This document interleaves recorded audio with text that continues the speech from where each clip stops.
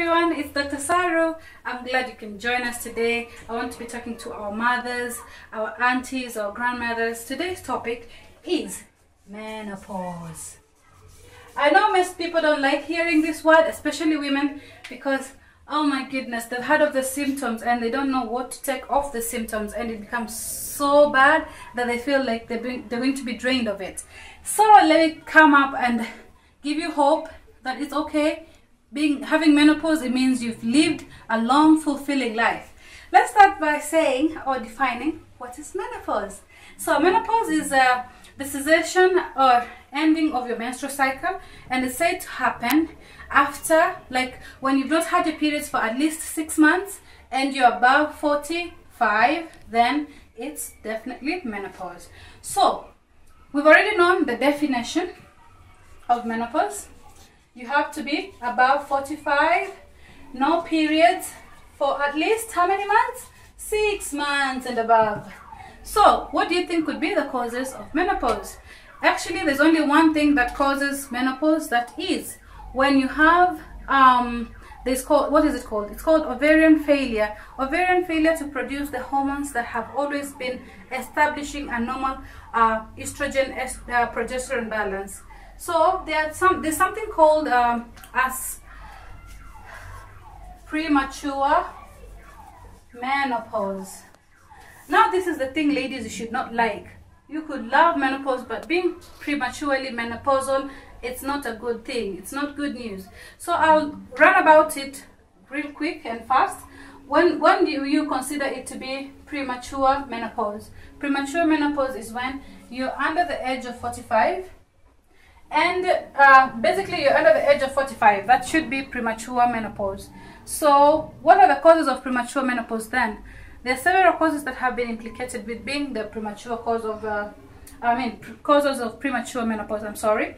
One is premature ovarian failure, not with the normal timing that is supposed to occur, but then this one happens earlier, before 45. I said earlier, premature is premature menopause. There is premature ovarian failure, resistant ovary syndrome. Then there are these other things which are implicated with premature menopause. If you were smoking or you are a smoker, cigarette smoking is implicated to bring about premature menopause. Did you ever have radiotherapy in your pelvic organ region? Then yes, could bring about premature menopause. Chemotherapy too is implicated. And then there is thyroid disease, also it's implicated. And then what else could be there? Oh my goodness, there's so many things. Autoimmune disease. This is when your body is rejecting some of the stuff in it. It can also bring about premature menopause. The other thing is hysterectomy. Hysterectomy. This is when your uterus has been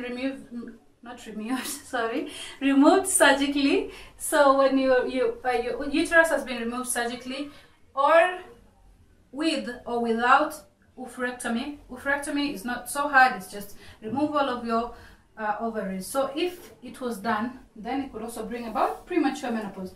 So we know what menopause is and what is premature menopause. Let's go ahead then and talk about how will you know you are menopausal, because sometimes you reach the age of 45 and still there's nothing like menopause happening, because you still have your periods, you still functioning just normal. So how will you know then you're having menopause? These are called symptoms. So number one,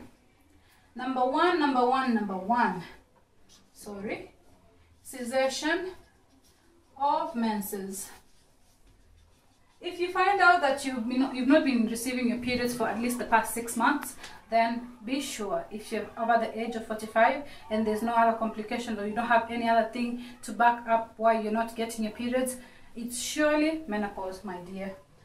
The other thing, now, you know, with menopause, as I was telling you, I've told you earlier on my other videos about how hormones are the ones that regulate our bodies. Different hormones work differently. There's this hormone for your sugar levels, there's this one for your thyroid function. I mean, there's so many things that happen in our bodies, and the hormones are the ones that are responsible for the regulation. So here, Again, the estrogen progesterone was also very important in regulating your normal menstrual cycle as a woman. But then again, poop, now your ovary is failing to produce those hormones, and now you have to face the consequences of it. So there's this hormone called LH, luteinizing hormone.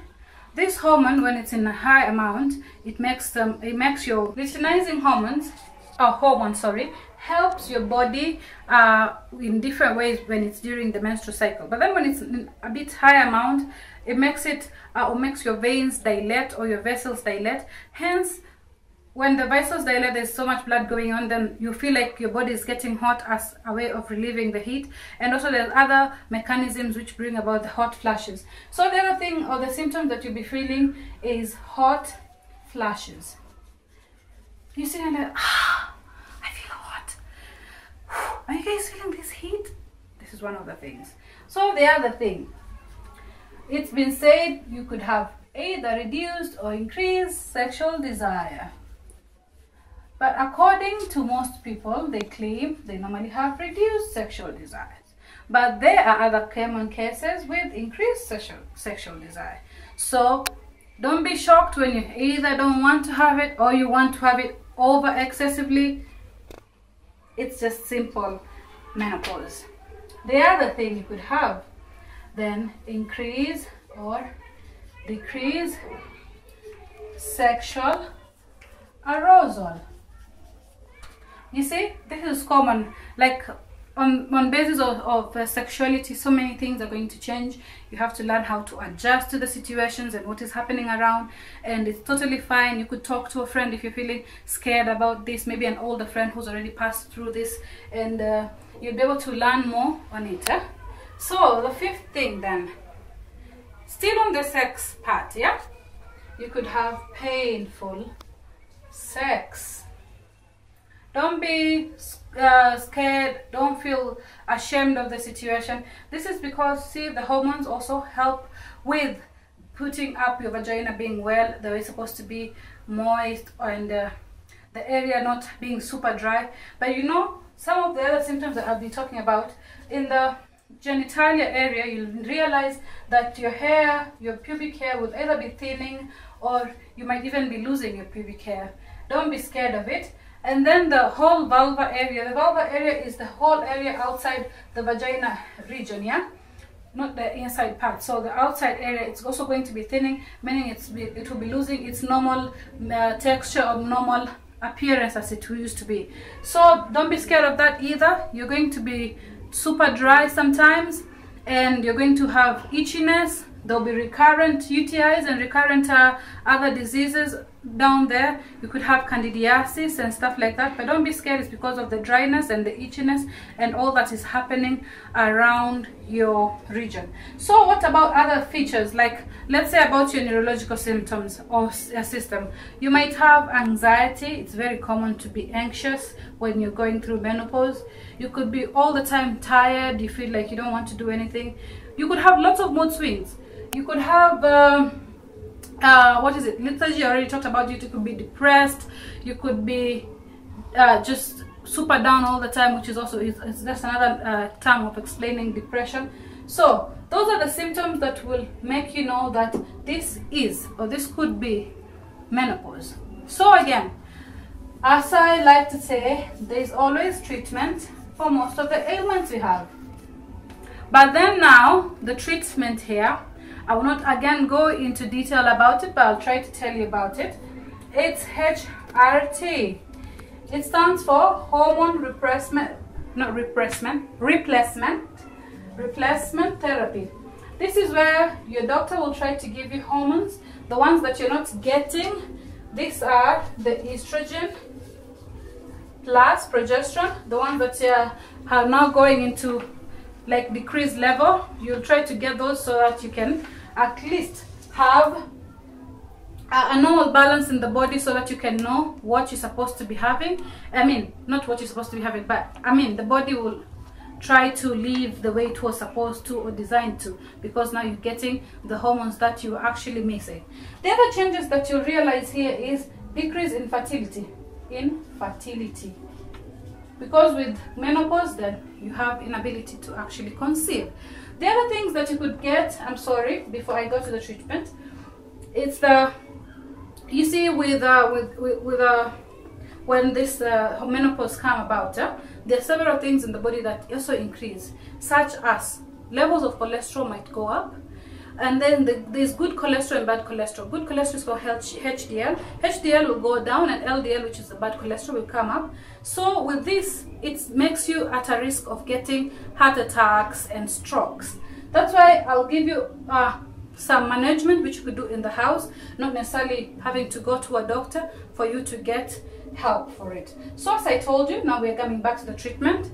Yeah, HRT is what normally they use. And then with menopause, the other thing I should tell you guys is you are at risk of getting traumatic fractures, because estrogen helps with bone and the strength of the bone in most circumstances or most cases. So maybe if you fall down a bit, you could break your most of the time it happens that here, this part of the hand, or at the femur, which is the part of your hip joint, you could have a fracture if you fall or have any injury, because now you are susceptible to getting it. So now that we've talked about all this, what are the home remedies? What could you do at home to help yourself elevate of these situations?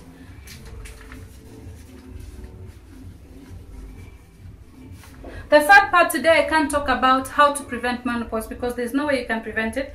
It's a natural way of living. It's a natural way of life. There's no way you could prevent actually getting there, because as you age, you'll have to get it anyhow.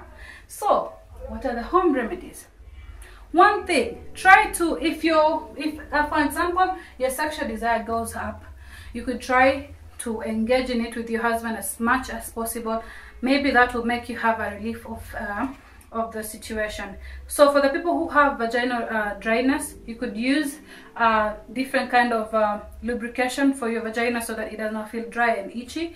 And in case you get other diseases, let's say like candidiasis, other infections, you could talk to your doctor. They'll prescribe for you some medication for it. What about to calm yourself, the depression, the mood swings and anxiety? Rosemary tea, rosemary plus chamomile tea has been told to work very well with depression and anxiety. It helps you calm down, makes your nerves relax. You just want to do good and be good and feel good about yourself. Try to eat more foods which have vitamins and minerals. If you cannot afford, or you cannot, maybe you're living in a place where you actually can get fresh food and fresh vegetables, then you could buy supplements for vitamins and minerals and try to get that. You should be good and you should be able to enjoy your aging. Other thing, you might feel constipated a bit. Some women complain of constipation during this time of menopause. So do fiber. Eat lots of fibers. I would not instruct you to go and buy fiber, but get fiber food which are full of fiber. Eat fresh vegetables, fresh leafy vegetables, and also try to exercise a lot. It helps relax you, it helps keep you fit, and it helps you not get stuff like heart attacks and strokes, because now you're susceptible to getting it because of your cholesterol levels will go high. And drink plenty of water. Helps you to hydrate and helps you with the hot flashes too. And try to be comfortable all the time. And for the vagina itchiness, try wear pure cotton undies, which are very comfortable, not stuff that will stick on you and maybe increase on the level and degree of itchiness. So let me just write them down, so that maybe for some people you would love to pause this part and take the notes. Fiber. 3, water. Drink lots of water. 4, fiber, water, exercise, lubrication. Make sure you also do what? Wear comfy underwear. Wear comfy underwear. Preferably pure cotton. Yes? So basically those are the things that you should do. As I already told you, you should exercise, drink tea, chamomile tea or rosemary tea, plenty of fiber, get vitamins and minerals. Most people cannot. They'll be asking, hey Daktari, which food should I know has this vitamin, on this one has which vitamin? I mean, it's so difficult knowing what this has, what this doesn't have. So I'll do a topic precisely just to talk on vitamins and minerals and which foods contain what. But in the meantime, just eat plenty of what you can get. Leafy vegetables, good for you. Fruits, plenty of them. Try and hydrate. Have fun, talk to friends, get encouragement. But above all, if you find that all these home remedies do not help you, you get bad night sweats, or maybe you even get bad hot flashes, and you cannot stand the itchiness, you're having vaginal infection because of the dryness, please do not fail to go to your doctor. He will check you up, prescribe the right regimen for your HRT, and you should be good as new. Let me tell you something, ladies, there's nothing bad us growing old. There's nothing bad being menopausal. It's good. It means you've lived your life well, and now you're enjoying the fruit of the benefits of not having periods, because most of us don't like them. So until next time, be well and fit. Dr. Sarah, love and love.